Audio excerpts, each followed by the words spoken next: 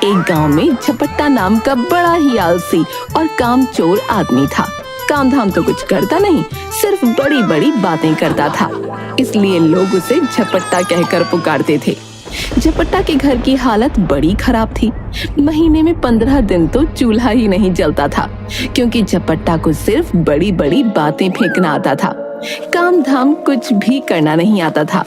उसकी कामचोरी की सजा उसके साथ साथ उसकी पत्नी को भी भुगतनी पड़ती थी। एक दिन झपट्टा की पत्नी सोनमती गुस्से में बोली, अब मैं तुम्हारी कोई बात नहीं सुनना चाहती, चाहे जो करो, लेकिन मुझे पैसा चाहिए।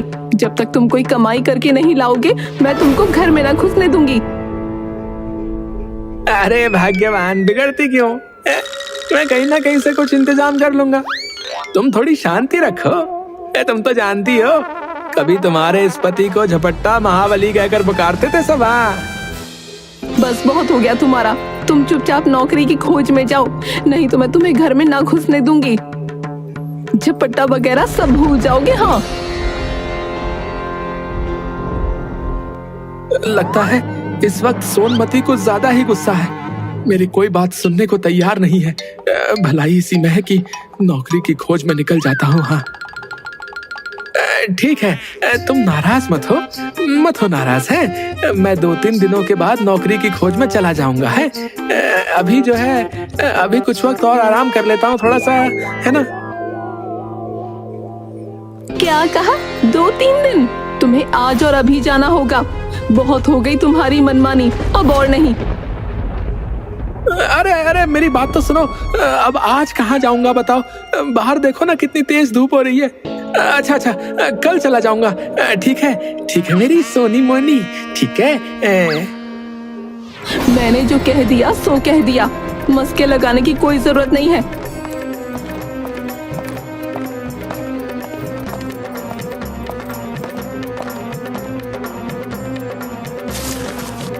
सिर्फ रोटियां, कोई साग या सब्जी नहीं है क्या? है ना, तुम्हारे माँ बाप ने तुम्हारे नाम सब्जियों के बगीचे कर रखे हैं। अभी जाती हूँ और वहाँ से तोड़ कर लाती हूँ सब्जियाँ। ताजी सब्जियाँ तुम्हें पका कर देती हूँ। अरे अब मेरे माँ बाप बीच में कहाँ से आ गए? मेरा खून खौल रहा है अब। चुपचाप ये पोटली लो और नौकरी की खोज पर निकल जाओ। मरता क्या ना करता, बेचारा झपट्टा सूखी रोटियां लेता है और नौकरी की खोज में घर से निकल जाता है। सबसे पहले अपने गांव के साहूकार के पास चलता हूँ। उसके पास कोई ना कोई छोटा मोटा काम जरूर मिल जाएगा। अगर गांव में ही काम मिल गया तो बहुत अच्छा होगा ना। साहूकार के आदमियों ने हवेली के गेट पर से ही डांट डपट कर भगा दिया। अब झपट्टा के सामने कोई रास्ता नहीं था।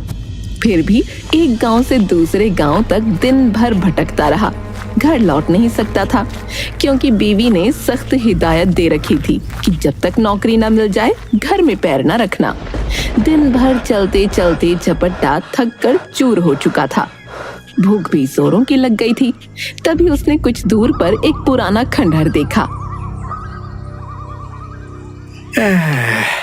रात भी बहुत हो गई है और आगे चलने की हिम्मत भी नहीं बची।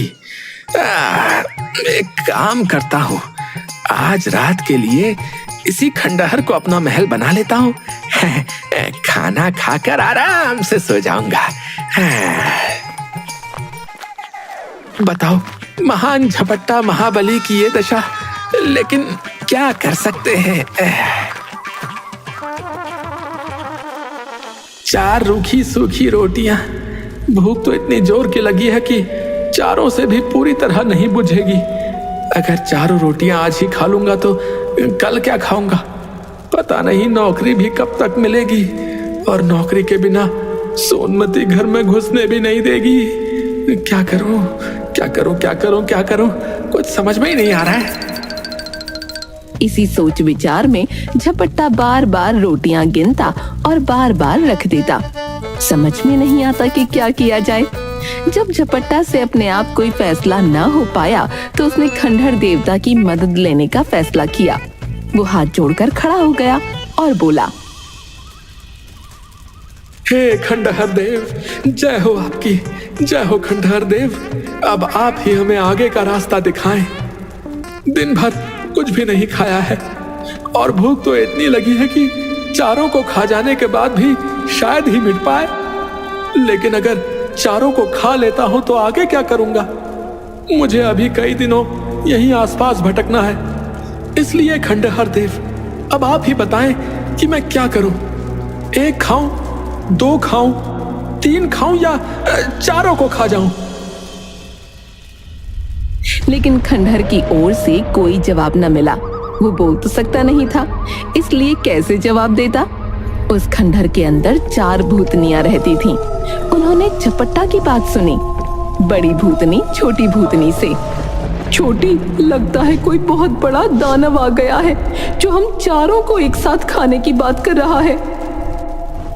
हाँ दीदी, मुझे भी ऐसा ही लगता है, बहुत बड़ा दानव होगा ये, तभी तो हम जैसी भूतनियों से भी नहीं डर रहा।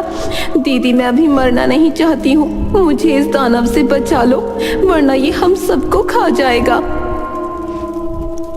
ये सब तुम लोगों की वजह से हुआ है। मैंने तुमसे कहा था इस खंडहर में अपना घर मत बनाओ, क्या पता कब कौन मुंह उठाए चला आएगा। पर तुम मेरी सुनती कहाँ हो? तुम तो रहने के लिए बड़ी जगह चाहती थी, लो मिल गई बड़ी जगह। अब आराम से इस दानव के बड़े से पेट में रहना। मछली, ये तो क्या कह रही है? रहने के लिए अलग कमरा तो तुझे भी चाहिए था। तुझे ही तो हम सबके साथ एक कमरे में रहने से सबसे ज्यादा मुश्किल होती थी, इसलिए ये सब तेरी गलती है। दोनों भूतनियां आपस में लड़ने लगीं। तभी बड़ी भूतनी बोलती है, चुप हो जाओ तुम लोग और लड़ना बंद करो। ये समय आपस में लड़ने का नहीं है। मुझे लगता है हमें इस दानव के सामने जाकर इससे विनती करनी चाहिए। क्या पता उसे हम पर दया आ जाए और वो हमारी बात मान ले। हाँ दीदी, आप सही कहती हैं। क्या सही कहती हैं? तू तो है ही दीदी की चमची। हम उसके सामने जाकर खड़े हो जाएं ताकि वे आसानी से हमें पकड़कर खा ले। मुझे लगता है हमें यहाँ से भागना चाहिए। मछली दीदी, हम भागेंगे कैसे? हमें तो रात के समय कुछ दिखाई भी नहीं देता। बड़ी भूतनी थोड़ा गुस्सा होकर बोलती है, चुप हो जाओ तुम सब और जैसा मैं कहती हूँ चुपचाप मेरी बात सुनो और वैसा ही करो।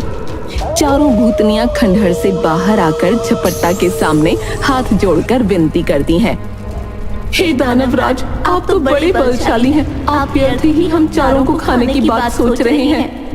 अगर आप हमें छोड़ दें तो हम कुछ ऐसी चीजें आपको दे सकती हैं जो आपके बड़े काम आएंगी। भूतनियों को अपने सामने देखकर और उनकी बातें सुनकर झपट्टा के तो तोते ही उड़ जाते हैं और वो हक्के बक्के होकर उन चारों को देखता रहता है। उसे कुछ समझ नहीं आता कि वो क्या जवाब दे। हे भगवान, हे भगवान, हे भगवान, हे नारायण, आज बचा लो। आगे से सब काम करूंगा, पत्नी के साथ चूल्हा चौका भी करूंगा, कभी नहीं लड़ूंगा। बस इन चुड़ैलों के हाथों से रक्षा करो प्रभु। आज तो तू गया रे झपट्टा। राम राम राम राम राम, हे नारायण। भूतनियां झपट्टा की इस चुप्पी का मतलब ये निकालती हैं कि झपट्टा ने उनकी बात मान ली। बड़ी भूतनी लकड़ी का एक पुतला और एक कटोरा झपट्टा को देते हुए कहती है, हे दानवराज, आपने हमारी बात मान ली, इसलिए हम सब आपका बहुत बहुत उपकार मानती हैं। साथ ही अपनी ये 2 तुच्छ भेंटें आपको दे रही हैं। ये कठपुतली हर समय आपकी नौकरी करेगा, जो आप कहेंगे वो करेगा, और ये कटोरा वो हर एक खाने की चीज आपके सामने पेश करेगा जो आप इससे मांगेंगे। इसके बाद भूतनियां फिर खंडहर के अंदर चली गईं। झपट्टा तुरंत उस खंडहर को छोड़कर बाहर निकला और मन ही मन बड़ा खुश हुआ। इस सब से झपट्टा की खुशी की सीमा न रही। उसने सोचा, बहुत बहुत धन्यवाद आपका भगवान, बहुत बहुत धन्यवाद। अब कहीं जान में जान आई। लेकिन वरदान गजब का दिया है इन्होंने। लगता है झपट्टा की किस्मत एक बार फिर मेहरबान हो रही है। अब घर लौट चलना चाहिए। हाँ, सोनमती जब इन दोनों चीजों के करतब देखेगी तो फूली ही नहीं समाएगी। हाँ, और अब उसे मुझे ताने सुनाने का कोई मौका भी नहीं मिलेगा। लेकिन सूरज डूब चुका है और इतनी रात को मैं अपने घर वापस नहीं लौट पाऊंगा। एक काम करता हूँ, पास के ही किसी गांव में चलता हूँ और किसी से रात बिताने की जगह मांग लूंगा। झपट्टा के अंदर फिर से पूरी ऊर्जा भर चुकी थी और वो जल्द ही पास के गांव के एक घर के बाहर पहुंचकर आवाज देता है। अंदर से एक आदमी निकलता है। कहिए कौन हैं आप और क्या चाहिए आपको? हैं? इतनी रात गए क्यों परेशान कर रहे हो? भाई, मुझे दूसरे गांव जाना है, परंतु रात बहुत हो गई है। क्या तुम मुझे अपने घर रात बिताने की जगह दे सकते हो? अब भाई, हम तुम्हें ठहरने की जगह तो दे सकते हैं, लेकिन भोजन नहीं दे सकते, क्योंकि हमने जो है खुद 2 दिनों से कुछ नहीं खाया है भाई। नहीं नहीं, मुझे भोजन नहीं चाहिए, सिर्फ ठहरने के लिए जगह चाहिए।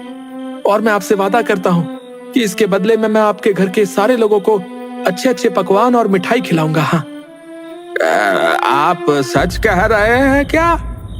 जी जी, मैं बिल्कुल सच कह रहा हूँ, बिल्कुल सच। अब फिर ठीक है, आप यहाँ ठहर सकते हैं, लेकिन आपको यहीं बाहर बरामदे में सोना पड़ेगा। हमारा घर जो है बहुत छोटा है, इसलिए। कोई बात नहीं, मैं यहाँ आराम से सो जाऊंगा।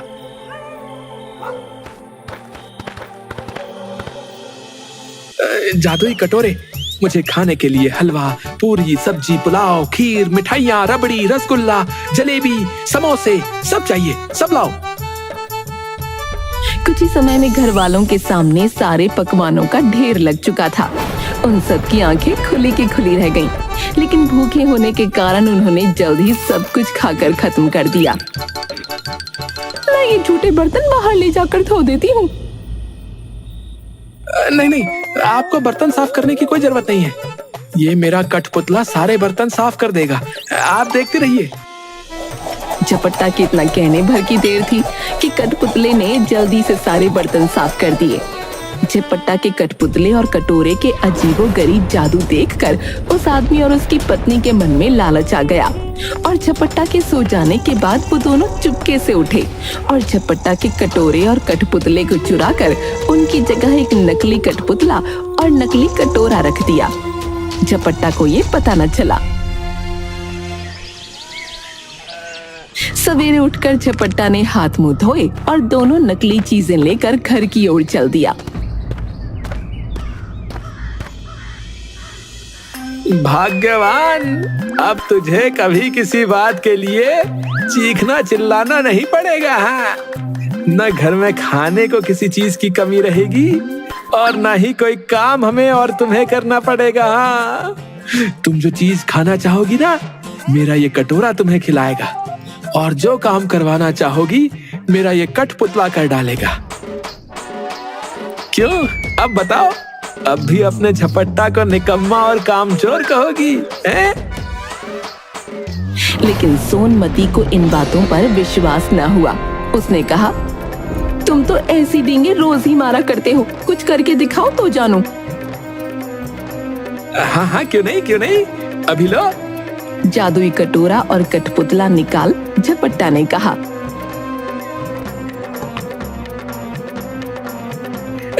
जादुई कटोरे, हमें खाने के लिए गरम गरम समोसे, जलेबी और रबड़ी दो।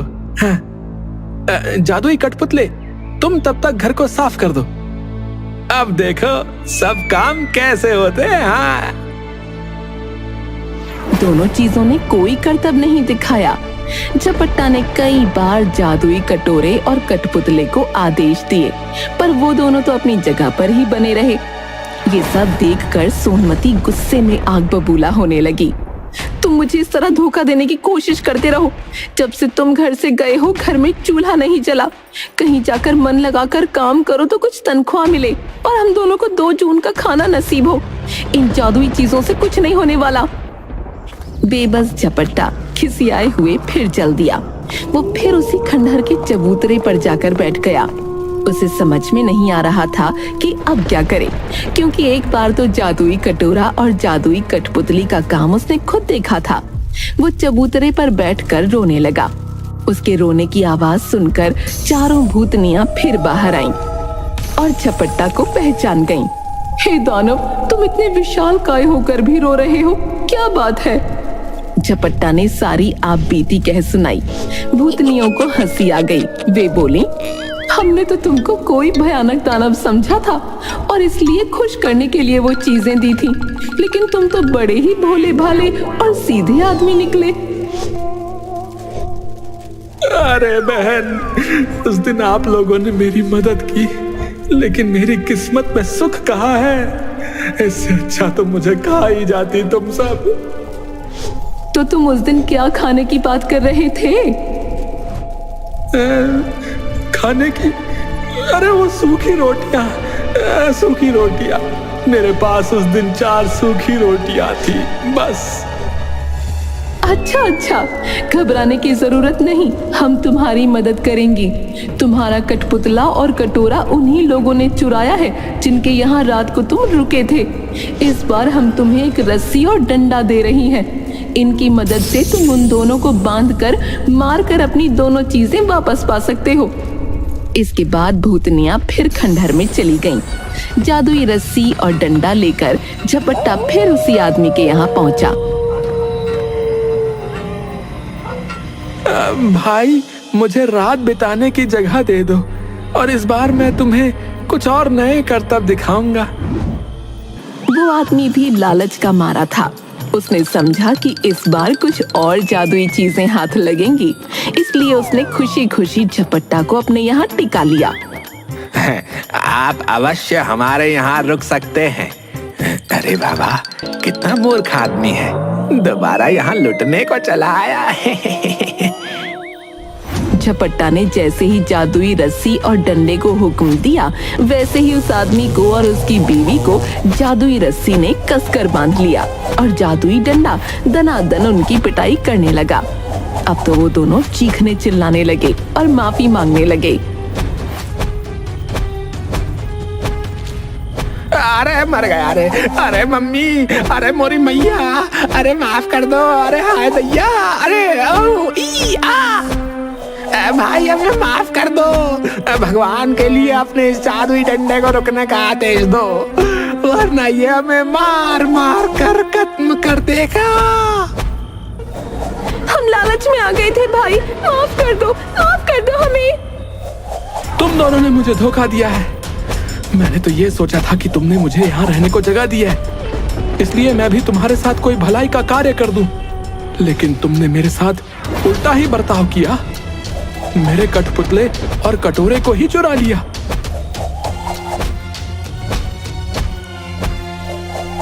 अब जब वो दोनों चीजें तुम मुझे वापस कर दोगे, तभी मैं अपनी रस्सी व डंडे को रुकने का आदेश दूंगा। उन दोनों ने झटपट दोनों चुराई हुई चीजें झपट्टा को वापस कर दी। ये देखकर झपट्टा ने भी अपनी रस्सी और डंडे को रुक जाने का हुक्म दे दिया। रुक जाओ जादुई डंडे, इन्हें क्षमा कर दो। जादुई रस्सी, इन्हें बंधन से मुक्त कर दो। अब झपट्टा अपनी चारों जादुई चीजें लेकर खुशी खुशी घर वापस लौटा। लेकिन उसे देखते ही सोनमती को बड़ा गुस्सा आया, क्योंकि उसने कई दिनों से खाना जो नहीं खाया था, इसलिए वो झुंझलाई हुई थी और दूर से ही झपट्टा को देखकर जोर जोर से चिल्लाने लगी। कामचोर, तुम फिर लौट आए। खबरदार घर के अंदर पैर न रखना, वरना तुम्हारे लिए बेलन रखा है। निकलो यहाँ से, अब फिर कोई बहाना बनाकर घर आए हो ना। ये सुनकर झपट्टा दरवाजे पर ही रुक गया और मन ही मन रस्सी और डंडे को हुक्म दिया। जादुई रस्सी और जादुई डंडे, अपनी करामात दिखाओ और इस सोनमती को काबू में करो। आदेश पाते ही रस्सी और डंडे ने अपना काम शुरू कर दिया। रस्सी ने सोनमती को कसकर बांध लिया और डंडे ने पिटाई शुरू कर दी। जादुई रस्सी और जादुई डंडे की करामात देखकर सोनमती जोर से चिल्लाने लगी। मुझे माफ कर दो, मुझसे गलती हो गई। आज के बाद मैं कभी तुम्हारे साथ बुरा बर्ताव नहीं करूंगी, मैं तुमसे वादा करती हूँ। अरे मेरी जान के दुश्मन क्यों बन रहे हो? मैं तो परिवार का भला ही चाहती हूँ। रुक जा मेरी जादुई रस्सी और डंडे, इसे मुक्त कर दो। है, अब तक तो तुम्हारी अक्ल थोड़ी ठिकाने आ गई होगी। जादुई कटोरे, मेरी प्यारी सी सोनमती के लिए स्वादिष्ट और गर्मा गर्म जलेबी और कचौड़ी पेश करो। और जादुई कठपुतले, तुम घर की साफ सफाई का काम शुरू कर दो। आदेश मिलते ही जादुई कटोरे और कठपुतले ने अपना काम शुरू कर दिया। ये सब देखकर सोनमती भी बड़ी खुश हुई। अरे ये तो सच में जादू है, मेरा झपट्टा किसी से कम थोड़ी ना है। अब सोनमती बनेगी महारानी। उस दिन के बाद दोनों प्यार से अपना जीवन व्यतीत करने लगे और झपट्टा महाबली की किस्मत ने एक बार फिर से उसका बखूबी साथ दिया।